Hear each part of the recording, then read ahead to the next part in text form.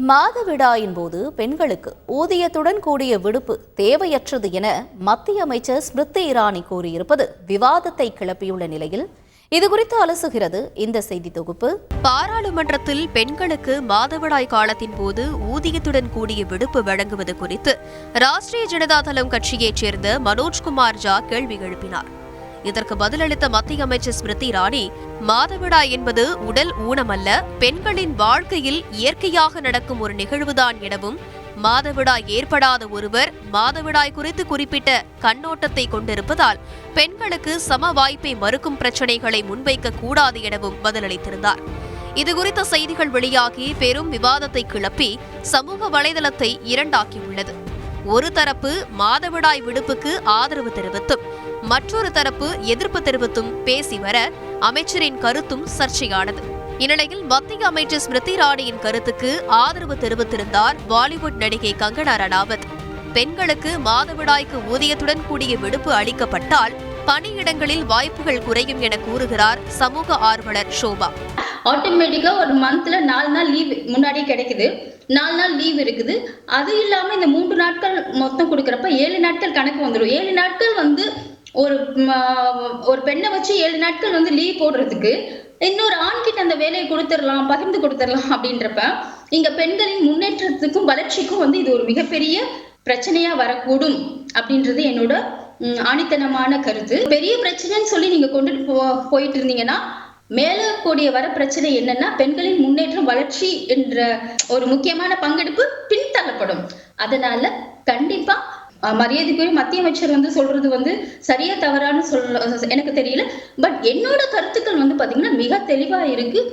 பெண்களுக்கு இந்த 3 நாள் காலகட்டங்கள் பிரச்சனைன்னு சொன்னா இது மிகப்பெரிய பிரச்சனையா வரக்கூடும்.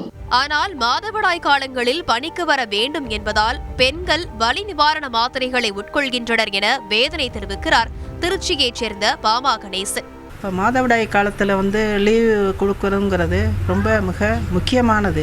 ஏன்னா சில பேர் 100க்கு 90 பேர் வந்து மாதவிடாயினால் ரொம்ப வந்து மூட் அவுட் ஆகி வேலை செய்ய முடியாமல் அப்படி சுருண்டு படுத்துக்கிட்டு அந்த மாதிரி இருக்காங்க. அது நான் கண்கூட பார்க்குறேன். நான் ஒரு தொழிலதிபருங்கிற முறையில் நான் வந்து சொல்கிறேன். அது இல்லாமல் கண்ட மாத்திரையை வந்து அந்த வேலை செய்யணுங்கிறதுக்காக மாத்திரையை சாப்பிட்டு உடல்நலத்துக்கு வந்து கேடு விளைவிக்குது.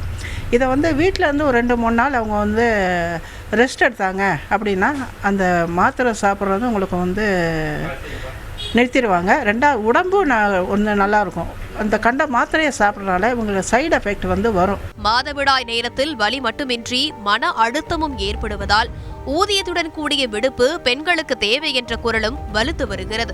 மாதவிடாய் காலத்தில் வந்து எனக்கு ரொம்ப வந்து பெயினாக இருக்கும். அதனால் ஒர்க்குக்கு போக முடியாது. அதனால் அந்த டைமில் எனக்கு லீவ் கொடுத்தா ரொம்ப யூஸ்ஃபுல்லாக இருக்கும். ஏன்னா ஒர்க்குக்கு போகும்போது ரொம்ப ரஷ்ஷாக இருக்குது. எனக்கு இந்த டைமில் லீவ் கொடுத்தா எனக்கு கொஞ்சம் நல்லா இருக்கும். ஆனால் இந்த விவாதங்களையும் தாண்டி 1992 பீகார் மாநிலத்தில் பெண்களின் புரட்சியால் மாதவிடாய் விடுமுறை அமலுக்கு கொண்டு வரப்பட்டது. 3 நாட்களுக்கு மாதவிடாய் விடுமுறை கோரப்பட்ட நிலையில் 2 நாட்களுக்கு ஒப்புதல் அளித்தது அப்போதைய லாலு பிரசாத் தலைமையிலான அரசு. அதேபோல் கடந்த ஜனவரி மாதம் உயர்கல்வி நிலையங்களில் மாதவிடாய் நாட்களில் விடுப்பு அளிக்கப்படும் என கேரள அரசு அறிவித்திருந்தது.